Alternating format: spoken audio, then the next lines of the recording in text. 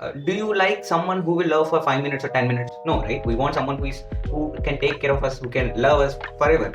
That is why people have this attachment or bonding with the closed one, that they say, I will be with you even after death.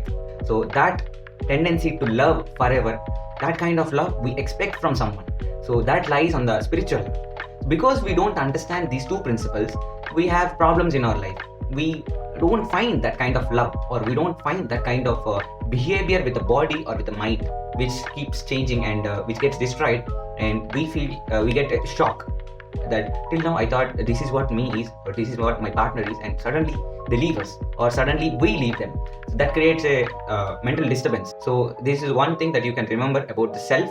We live forever, and we have the tendency to love someone forever, and we have the longing to have that love. So anything that you learned in this video, you can share it in the comment.